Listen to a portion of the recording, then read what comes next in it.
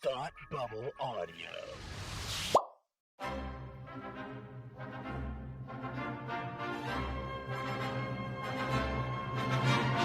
Look, up in the sky! You will never find the more wretched hive of scum and villainy. Welcome to Beer with Geeks with Tim and Frank. Who are you? I'm Batman. I am Iron Man. Your friendly neighborhood Spider-Man. Hi, Christopher. I'm Nero. My name is Inigo Montoya. You're a wizard, Harry. A couple of guys with a couple of beers and a whole lot of pop culture nostalgia. Make it so, number one. Ladies and gentlemen, the Beatles. I named the dog Indiana. Life finds a way. I am serious. And don't call me Shirley. Now sit back and crack open a cold one, because it's time for Beer with Geeks. It comes in paints? Shaken, not stirred. Great Scott! I was way off. I knew it started with an S, though.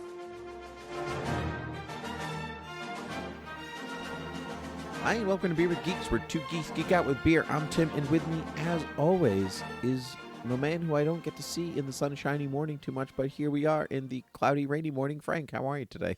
I'm doing all right. Good morning, my friend. Good morning. Good morrow to you. Good morrow. It's so it's kind of refreshing when we talk in the mornings, because I feel we're most often talking at the end of a long work day, and we're both a little tired, and we're both introverted, so we're a little maybe peopled out. But it's nice to talk to you in the morning and just sort of like, hey, I have my energy for the day, and we're having a lively discussion. Exactly. So that's always fun. It's always a change of pace that I enjoy. Me too. Then you have the rest of the day to look forward to. That's right. Right, because, like if you do, when we do ours right after work, and then so you're like, okay, well, I've got 2 hours before I want to go to bed and 4 hours before I'm socially allowed to go to bed. So, and 6 hours before I absolutely must go to bed. That's right. 2 hours ago. That's right. But here I've got 12 hours before I might have even been touching socially acceptable. Oh yeah. So and I love that. I love that. That's how you still frame it. You're like, yeah, wow, 12 hours before I have to go to bed, before I'm allowed to go to bed. Like, that's this right. Is what being in your 30s is like. It's like you're drinking your coffee, and you're like, all right, how soon can I go to bed? How many hours until I'm allowed to go to bed? And what do I have to do to fill those hours so I'm not just staring at a wall? Is that a glass half full or a glass half empty outlook? I mean, if you love sleep, that's a glass half full outlook, I would say, right? You're like, all right, how much time till I get to do my favorite thing? That's a good point. Unconscious. Yeah, or it could be like half empty, like, ugh, I have to be awake for 12 hours to get through all of this. Well, so. In 2020, it's a little bit of both, honestly.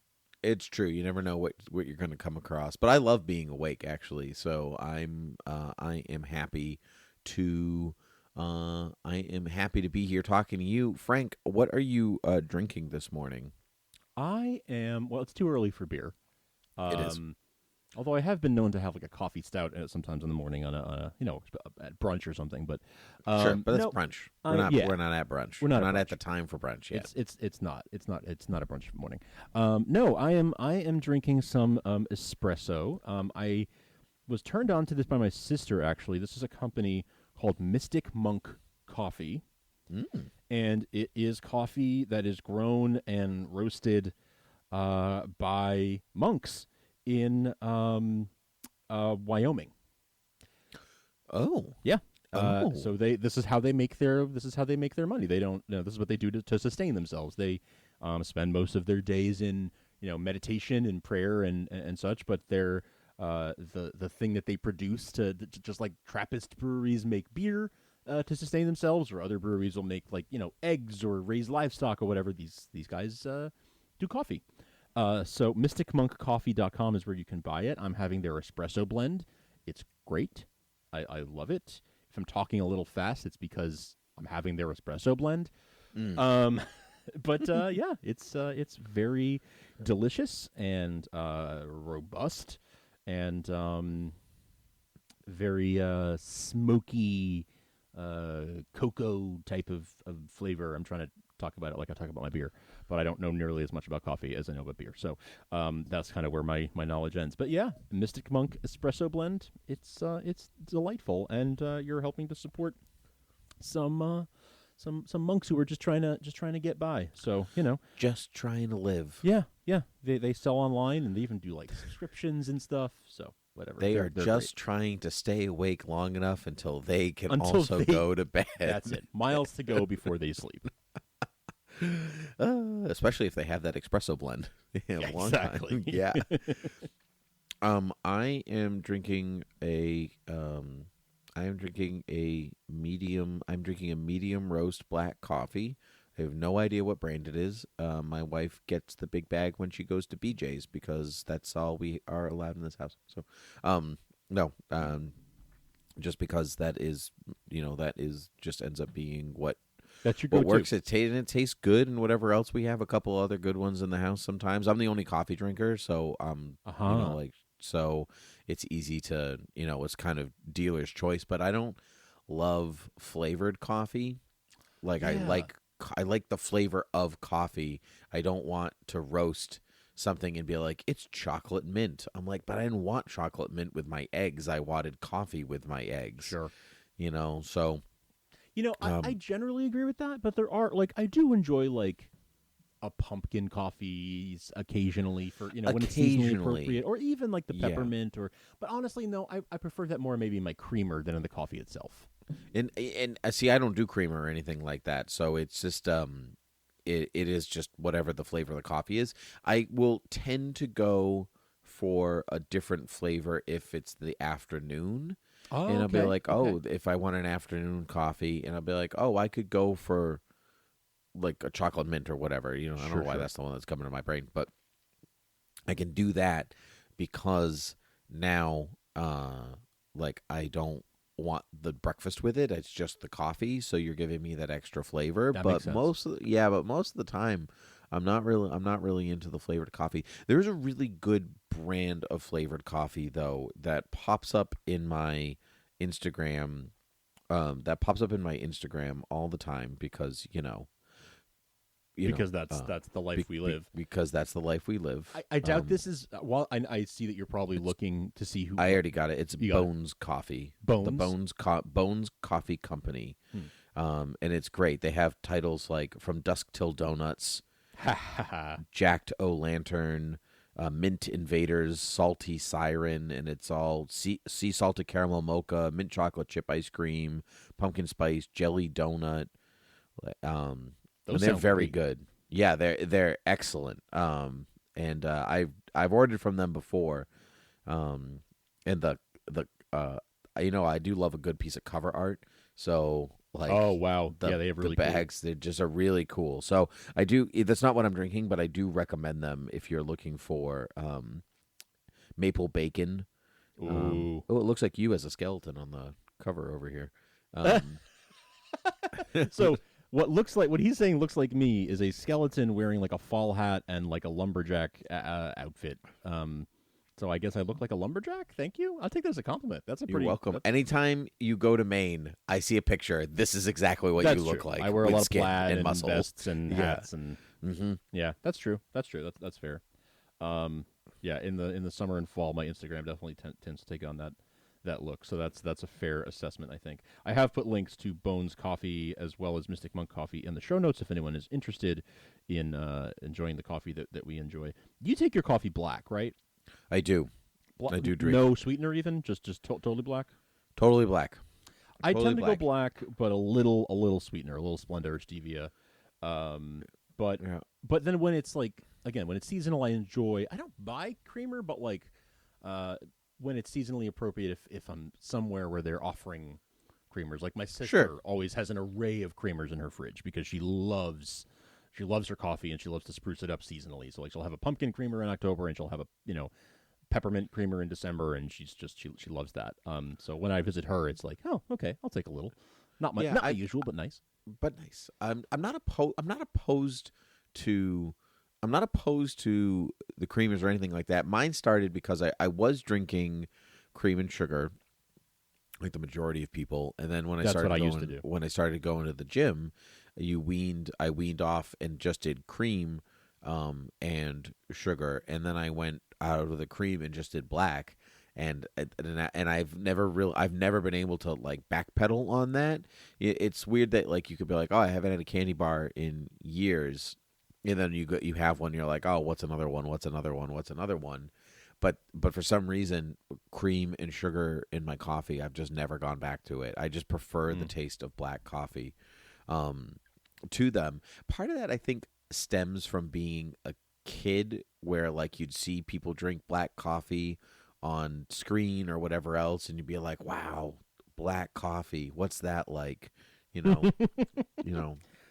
And I used to really not have a taste for like black coffee in and of itself, but I think that was largely because I wasn't drinking very good coffee.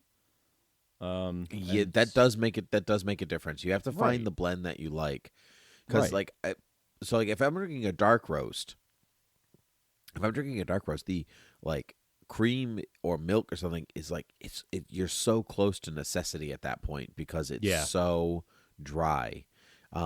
That you're like, oh, I kind of need something to spice this up. But if you're drinking a medium or a light roast, then I don't find it super necessary. Totally. Totally. Yeah. If you're drinking like a nice coffee that has like it's a lighter or medium roast, it does actually. Here I was saying I don't know much about coffee, but I do know that I like a lighter or medium roast because you get more of the coffee's actual flavor and less of that like I need to cover up how bitter this is with cream or sugar. Yeah, and some people like that taste, and they'll say that's the real taste of coffee. Is that dark, that dark roast, and so you're diluting the coffee by making it light. It's like the difference between whole milk and skim milk. Yes. Like I prefer the taste of skim milk to whole milk. You're a liar. Right. Yeah. I follow one of my favorite tech people I follow, and he's a podcaster, and I follow him on social media as well. Marco Arment. He actually is the guy who develops Overcast, my favorite podcast app. Oh, sure. Mm-hmm. That's the one I use as well now. There you go. Yeah. Yeah. So Marco is a big coffee guy. He loves his coffee. Like he buys the whole beans and roasts them himself and grinds them himself and everything. Wow. And whenever he talks about adding milk or sugar, he calls it ruining the coffee. He's like, yeah, sure, you can ruin it. Here, you want some milk and sugar to ruin your coffee? Because he's such a purist that like he roasts them himself to his desired level of roast, and then grinds them to his level that he wants, and then brews the coffee. He's very intense and very serious about his coffee. And no, I respect that. I don't have that. I don't have that level of that amount of time in the morning to do that, because that's a whole process. So I'm good with the pre-ground. It goes in the machine. Keurig coffee is gross. Like it doesn't taste like real coffee. Like it is like it's. I find it good when you're like, oh, I only drank half my coffee and now it's cold. I'll use some Keurig coffee to warm that up and get some more coffee because it mixes together. But yeah, it's a last resort kind of. Sure, that's a last resort kind of flavoring. I don't even own a Keurig. I own a regular drip coffee maker, like Mr. Coffee style, whatever. And then I also do you have a Mr. Radar to go with that? Yeah, Mr. Fusion. Yeah. But then I also have an espresso maker. Which my wife got me as a gift a couple of years ago, and nice. I really, really enjoy to make. Like I'll make just a shot of espresso a lot of times in the morning, and maybe another one later in the afternoon. But I also like to experiment with like frothing the milk and doing cappuccinos and doing lattes and that kind of thing when I have the time, which is usually not very often, but like maybe on weekends or whatever. I'm jealous of that. I would love a cappuccino maker. Because you can get an espresso maker and it not have the the nuts and the bolts to make a latte. But I love a good latte. Mm-hmm. Like that's my flavor of choice, if you will. Gotcha. Nice. Yeah. Is that like your go-to order at like a Dunkin' or a Starbucks or whatever if you're driving through in the morning? I'll tend to only get lattes later or later in the day. So like I'll have the morning coffee, but then if I want the kick later in the day, that's when I'll go for the latte because it's filling. So you also don't really need a snack with it. Sure. You can do just the milk. So what I'm hearing is you like your black coffee in the morning, like to get your day started, and then when you need your afternoon pick me up or late morning pick me up, whatever it might be, that's when you go for either a flavored coffee or a latte or something a little bit more. That's right. A little outside of the normal just black coffee. That's right. Mm-hmm. Mm-hmm. Well, we spent a lot of time on this, Frank. We did. Not that it makes a huge difference today, Frank, because we are thinking and drinking today, and that drinking, of course, is coffee because we're because we're responsible people. Frank, I have a couple of questions here for you if you'd be so inclined to answer them, and I believe you have some as well. I absolutely do. Would you like to go first, or shall I go first? No, why don't you go first? Sounds like you got one. You got one locked and loaded. I mean, it's just the top card right here, and it's what nicknames have you had? I haven't had a ton of nicknames. My family used to call me Frankie when I was little, but we don't do that anymore. That's good. Was that something you kiboshed? Did you put the stop to that? Or? Yeah. When I was at a certain age, I was like, all right, no more with Frankie. That's done. Some families still allowed to, but I'm Frank for pretty much everybody else. Yeah, and I mean, other than that, I can't really. Frank the Tank is one that people will throw out there once in a while, but not for anything that I've really earned, other than the fact that I used to have a very high alcohol tolerance. Tim, I'm in my 30s now. I do not have that same tolerance anymore. I really thought you were going to be like, I haven't really done anything to earn that except for the fact that I had a Panzer. Like, that's where I really thought that you were going. Well, isn't that a pretty picture? Frank just rolling down the street in a Panzer. Oh my God! Wow, that is a deep cut Santa Claus reference. I love that. I love that movie. Oh, it's so good. Me too. I like it more as an adult, I think, than I did as a kid. As a kid, I liked some things and like, oh, the sled pops out a cookie. That's so fun. CD Cocoa dispenser. Yeah, but as an adult, I feel like I appreciate a lot more of the jokes that were going over my head as a kid. Exactly. Exactly. Oh man. Oh. I'm with you though. I didn't really have nicknames. I had my brother in high school was known as Gibo. I don't know how that started. So when I came a few years after him, his friends called me Little Gibo. Sure. And that's pretty much it. A couple of Timmies. Some people still call me that. Most people don't. Sure. It was never really a thing in my family to call me that in the first place. But yeah, yep, no big deal. All right, you next. Okay. What text or email shorthand drives you craziest? Ooh, bad grammar. Does that count as shorthand? Sure. Yeah. Bad grammar drives me up the walls. I don't know if there's anything in there that really drives me crazy. Like there's like the passive aggressive stuff. But are there any like abbreviations in text and email that you don't really care for, like that drives you crazy or that you don't love? Like, there are some that are ambiguous, or at least I feel are ambiguous, and I don't really love, or are unnecessarily complicated, like FWIW for what it's worth, or IYKYK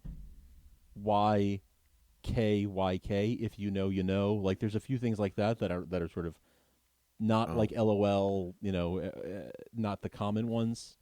That I don't love. There's one that's not. For some reason, to be honest, gets TBH? me.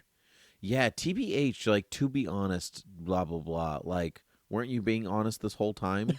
Like, you know what? As a corollary to that, TBQH. To be quite honest, that one I'm like, that's just that's unnecessary. That's not necessary. The quite is quite unnecessary. Or like IMO or IMHO in my opinion, or in my honest opinion. And so there's the ambiguity. Is the H honest, or in my honest opinion, or in my humble opinion, or what is that? Yeah, that's a good point too. Yeah, those are probably the two that I'm like, those are just they're unnecessary. Yeah, I find them unnecessary because I thought we were having an honest conversation anyway. Right. Or you were being true. Like, why is that something you have to plug into the sentence right or into your thought process right now? But anyway, yeah. What about you? Are those the same ones for you? Yeah. Those are the ones. Yeah, those are no good. No good, Frank. No good. The question was good though. Do you think that you're environmentally cautious?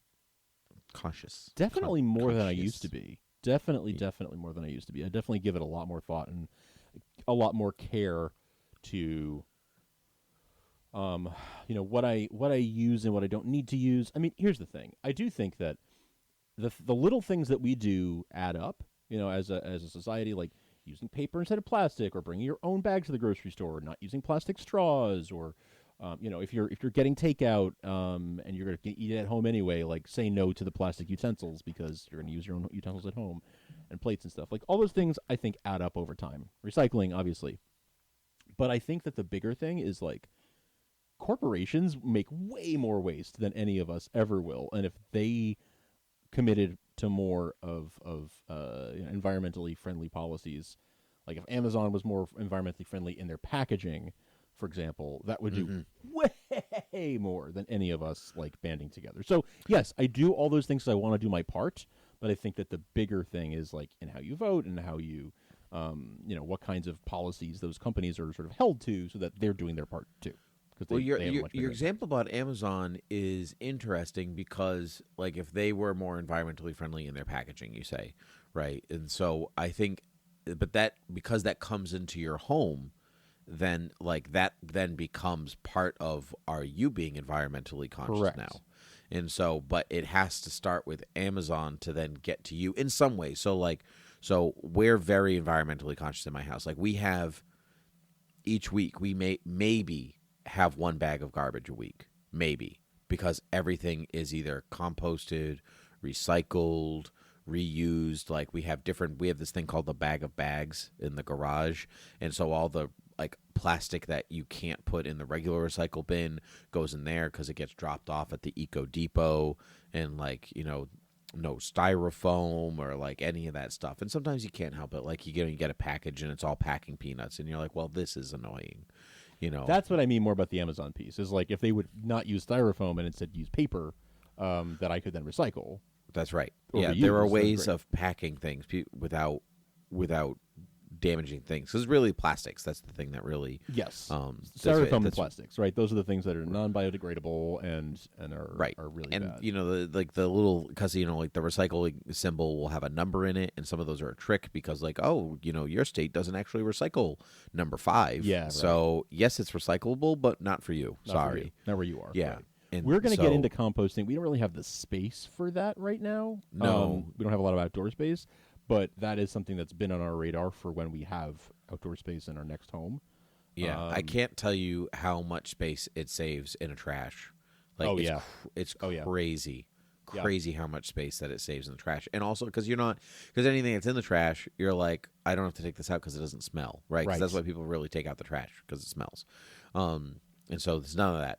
And then, my wife gardens, so she like just uses all the compost to garden, right? And then like we're Puritans, right, living off the land. Living off the land, just like Lenny and George, want to That's- live off the land. Oh, call back to last week's episode. Anyway, that's my question. Go ahead, Frank. Tim, do aliens exist? Yes. Yeah. Right? Yeah, they sure do. They do. I Yeah. don't know what they look like. I don't know what their deal is. I don't know how intelligent they are, but something exists out there. Aliens is just a life form that exists outside of the planet. So, I mean, they're just talking about, it was a Venus, and microscopic organisms on Venus. Like, that's alien life. That's what that is. It may not be, it may take another millions and millions and millions of years for them to become jellyfish, but, that's still life. And So, I do think, to put a finer point on it, do you think intelligent life exists in the universe?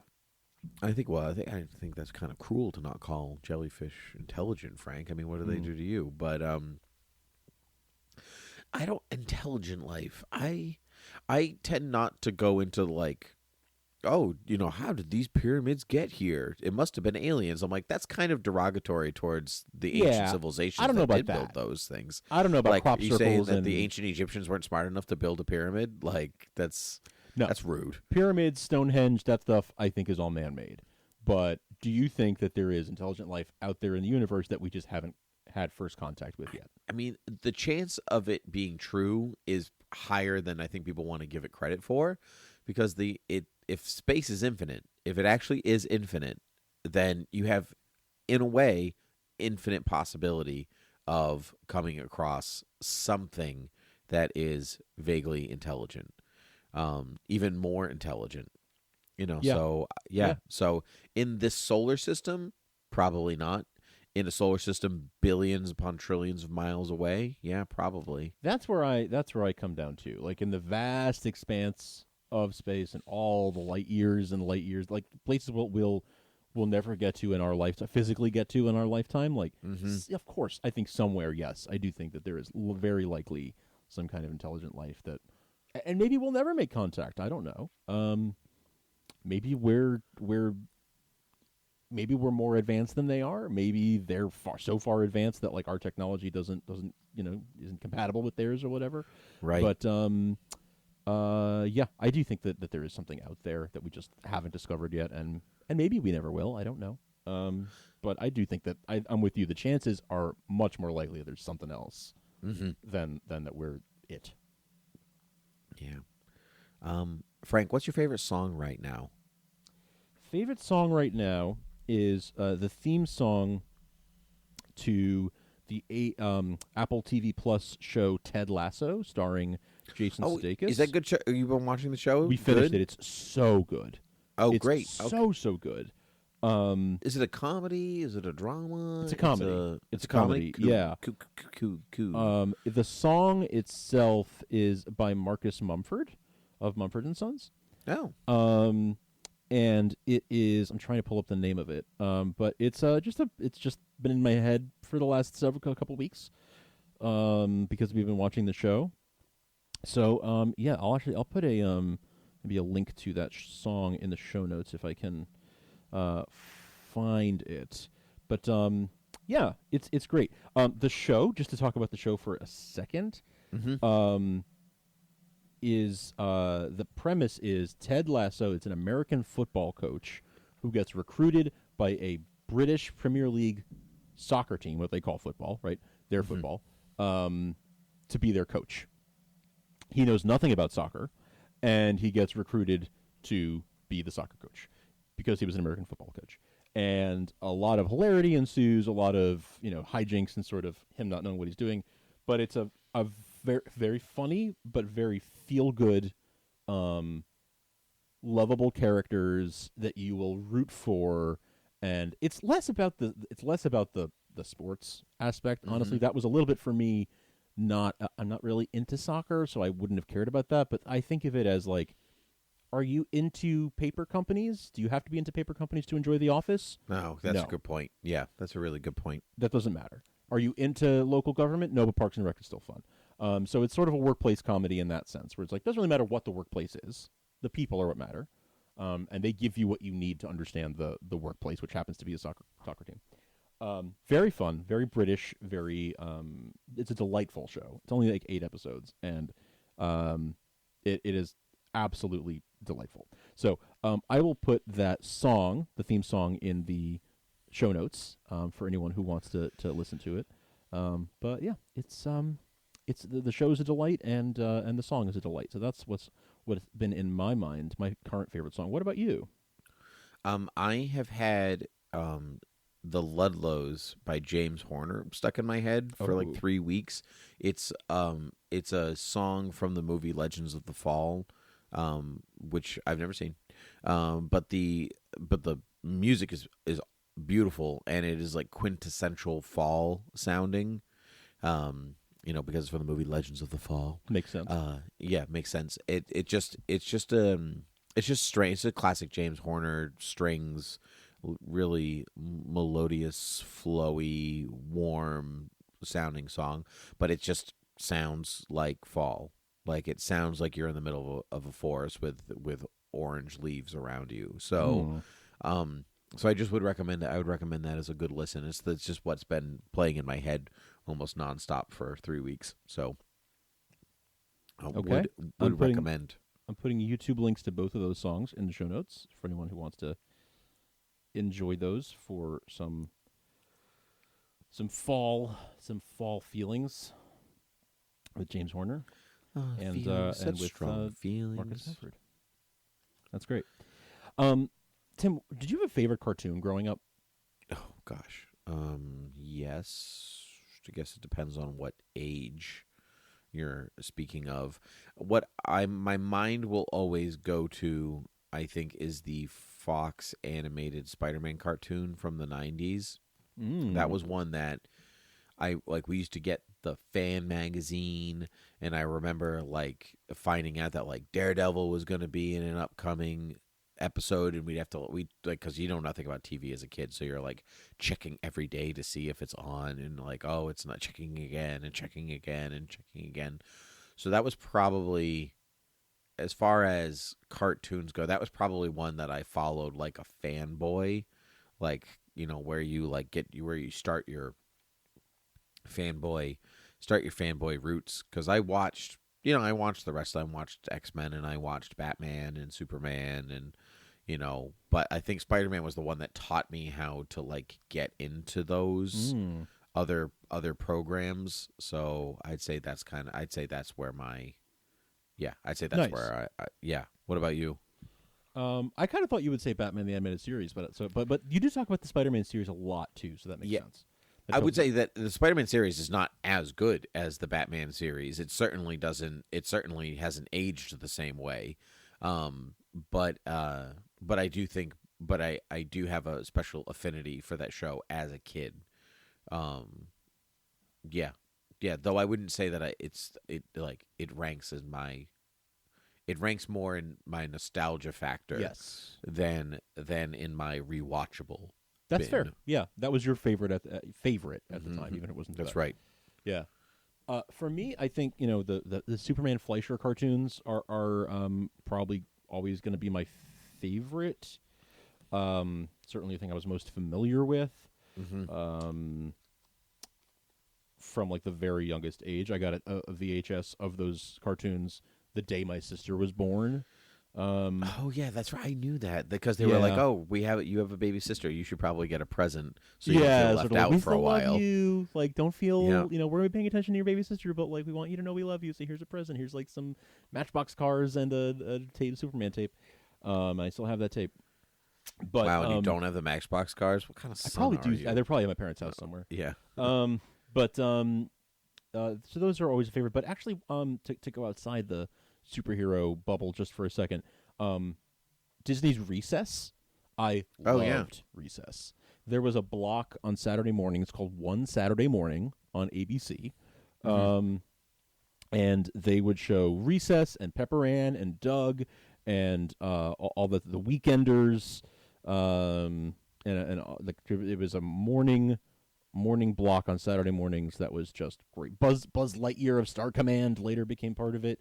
Yeah. So that was Recess was the one that I looked forward to the most, and really I should be watching that on Disney Plus right now, because that's it's so readily available now. But yeah, that was my Recess was one that I went through a big couple of years period where I was like looking forward to Recess every Saturday.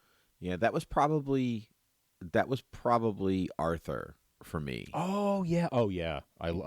I think if you go outside if you go outside that bubble, because I watched a bunch of the other ones. I watched Animaniacs and stuff like that, which I loved. I mean, talk about humor going over your head as a kid. Oh yeah. Looking forward to the new Animaniacs. So much am I looking forward to it. But yes, I think I think Arthur would have been my version of Recess for that. Nice. It was just so good. What trouble would DW cause that week was always a blast. Did you feel like you had a younger sister? Did you feel like DW reminded you of your younger sister at a certain age?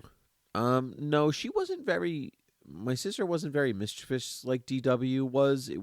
She was more Arthur, and we were DW. Oh, funny. Like, okay. It would have been the kind of the reversal. Would have been the kind of the reversal of that. Funny. Yeah. No. Yeah. We were. Was that like you and your sister? A little bit. Yeah. I definitely saw. My sister was a little bit of a. Could cause some chaos when she wanted to. So yeah, I saw a little bit of a. I felt like I was more like Arthur and she was a little bit more like DW. But in reality, we both had a little bit of both characters in ourselves, I guess. But That's right. Yeah, Arthur's good. Arthur's good. Arthur, I definitely looked forward to watching when I came home from school every day for years. Mm-hmm. For sure. Oh yeah. Yep. Oh yeah. Good stuff. Well, yeah. Well, Frank, I think this wraps up our episode of Beer with Geeks. So tell us where the people can find us. You can head on over to beerwithgeeks.com to find every episode of the show with the full show notes. And I've been really on making an effort to put as many links in the show notes as I can of whatever we're talking about. So as we're chatting, I'm adding stuff to show notes. So if you miss something or you want to see more about something, go to beerwithgeeks.com and find this episode. Often the show notes, depending on your podcast app, you'll be able to click on the links right there in the app. So take a look there as well. BeerWithGeeks.com, ThoughtBubbleAudio.com is where you'll find all the Thought Bubble audio shows if you want to learn more about those shows and check them out.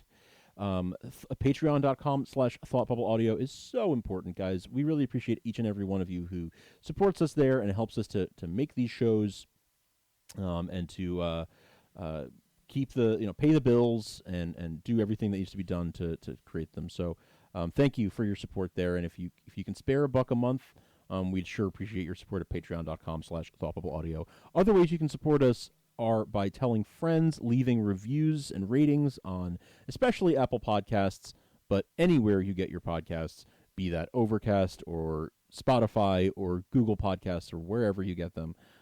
If there is a rating and review function in your app, that would mean a lot to us, but especially Apple Podcasts, because that is sort of the world's biggest podcast directory, and it helps shows get discovered. Tell a friend. Follow us on social media at Beer with Geeks. Shoot us an email at beerwithgeeks@gmail.com.